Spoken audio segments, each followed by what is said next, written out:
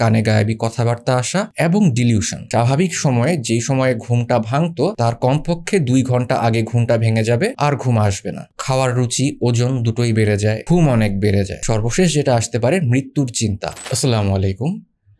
আমরা অনেকেই demographic dividend এই টার্মটার সাথে পরিচিত, অর্থাৎ একটা দেশের বা অঞ্চলে যখন কর্মক্ষম জনগোষ্ঠীর সংখ্যা ডিপেন্ডেন্ট জনগোষ্ঠীর সংখ্যার চেয়ে বেশি হয়। বাংলাদেশ বর্তমানে এই সময়টা অতিক্রম করছে এবং আশা করা হচ্ছে আরও কম বেশি 10-15 বছর এই সময়টা হয়তো স্থায়ী হবে। আমরা যদি একটু কল্পনা করার চেষ্টা করি যে বর্তমান বাংলাদেশের প্রাপ্তবয়স্ক জনগোষ্ঠীর প্রতি 100 জনে প্রায় 7 জন একটা মানসিক সমস্যায় ভুগছেন, যে সমস্যার কারণে তাদের দীর্ঘমেয়াদী ডিসএবিলিটি হবার সম্ভাবনা আছে, এবং তার থেকেও অ্যালার্মিং বিষয়, এই জনগোষ্ঠীর একটা উল্লেখযোগ্য সংখ্যক অংশ চিকিৎসার বাইরে থেকে যাচ্ছে। তাহলে এটার আলটিমেট আউটকামটা আমরা চিন্তা করতে পারি কিনা? সো ডিয়ার ভিউয়ার্স, আজকে আমরা এমনই একটা মানসিক সমস্যা নিয়ে আলোচনা করব, সেটা হচ্ছে বিষণ্ণতা বা ডিপ্রেশন। তো যেটা বলছিলাম, সর্বশেষ বাংলাদেশের সার্ভে অনুযায়ী বাংলাদেশে ডিপ্রেশনের প্রিভ্যালেন্স প্রাপ্তবয়স্ক জনগোষ্ঠীর মধ্যে প্রায় 6.7%, অর্থাৎ প্রতি 100 জন প্রাপ্তবয়স্ক মানুষের মাঝে প্রায় 7 জন এই সমস্যায় ভুগছেন। কয়েক বছর আগের WHO-র একটি ডেটা অনুযায়ী নিম্ন এবং মধ্যম আয়ের দেশসমূহে যারা ডিপ্রেশনে ভোগেন তাদের প্রায় 75%ই চিকিৎসার আওতার বাইরে থেকে যাচ্ছেন।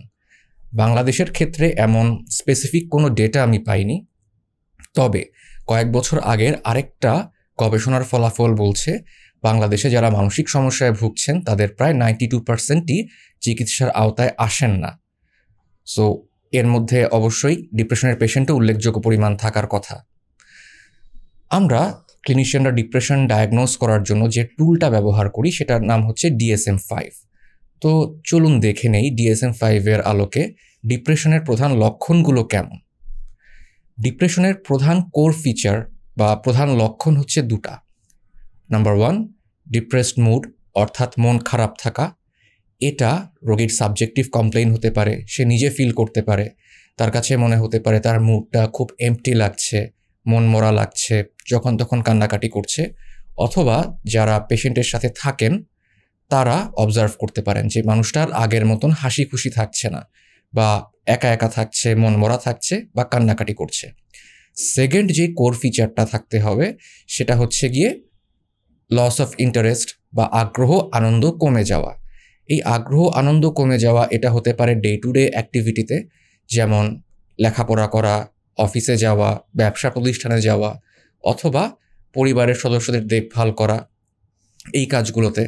অথবা হতে পারে যে কাজগুলো করে আমি আনন্দ পাই, আমার শখের কাজগুলো, যেমন ভিডিও গেম খেলা, মাছ ধরা, গল্প করা বা ঘুরতে যাওয়া, এই বিষয়গুলোতেও আগ্রহ আনন্দ কমে যাবে।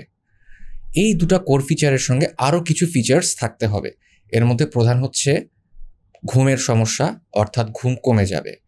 এই ঘুমটা হবে in the form of late insomnia, অর্থাৎ স্বাভাবিক সময়ে যেই সময়ে ঘুমটা ভাঙতো তার কমপক্ষে 2 ঘন্টা আগে ঘুমটা ভেঙে যাবে, আর ঘুম আসবে না।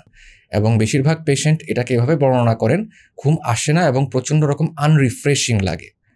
তারপরে যে লক্ষণটা সেটা হচ্ছে গিয়ে ওজনের পরিবর্তন, এটা বেড়েও যেতে পারে, কমেও যেতে পারে। কতটুকু বেড়ে যেতে পারে বা কমে যেতে পারে, গত 1 মাসে প্রায় 5% চেঞ্জ আসতে পারে। তারপরের যেই লক্ষণটা সেটা হচ্ছে গিয়ে এনার্জি বা শক্তি কমে আসা, সর্বক্ষণ প্রচণ্ড দুর্বল লাগা।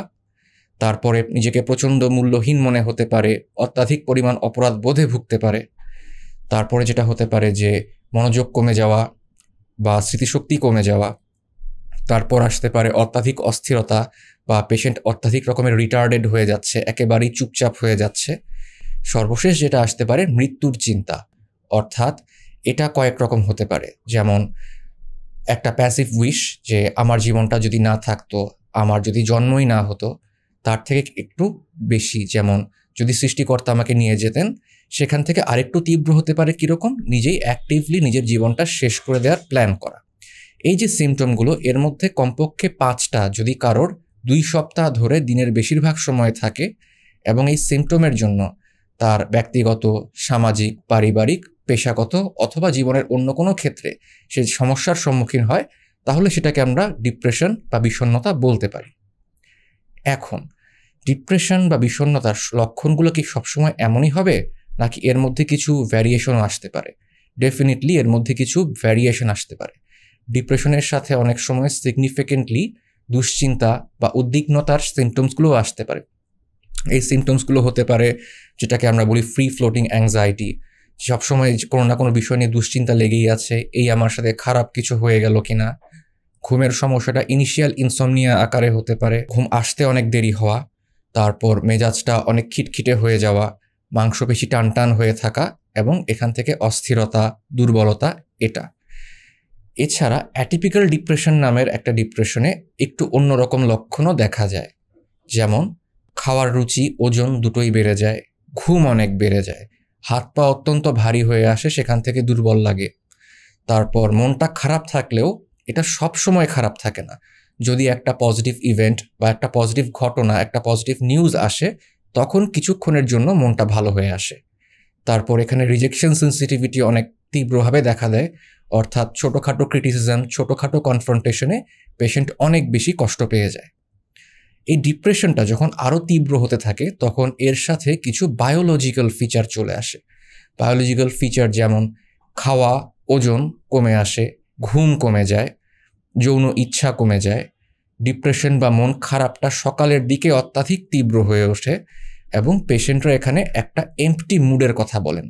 তার সাথে এই সময় এই যে গিল্ট বা অপরাধবোধ, এটা অত্যাধিক পরিমাণ তীব্র হয়ে ওঠে। ডিপ্রেশনটা যদি আরও বেশি তীব্র হয়ে ওঠে তখন এতে অনেক সময় সাইকোটিক ফিচার্সও চলে আসতে পারে। এখানে সাইকোটিক ফিচার্স বলতে আমরা যেটা বোঝাচ্ছি, অডিটরি হ্যালুসিনেশন অর্থাৎ কানে গায়েবী কথাবার্তা আসা, এবং ডিলিউশন অর্থাৎ এমন কিছু বিশ্বাস যা বাস্তবসম্মত নয়। কানে গায়েবী আওয়াজ বা অডিটরি হ্যালুসিনেশনটা এরকম হতে পারে যে পেশেন্ট একটা ভয়েস শুনছে, যে ভয়েসটা তাকে হয়তো নেগেটিভ বা নেতিবাচক কথা বলছে, গালিগালাজ করছে, অথবা তার অপরাধ বোধের বিষয়টা তাকে বারবার মনে করিয়ে দিচ্ছে। ডিলুশনগুলো অনেক রকমের হতে পারে।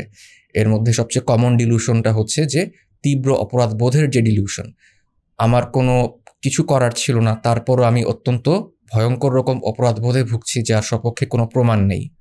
তারপর ডিলুশনটা এমন হতে পারে যে আমি ভয়ঙ্কর কোনো শারীরিক রোগে ভুগছি, যার কারণে আমি হয়তো কিছুদিন পরেই মরে যাব।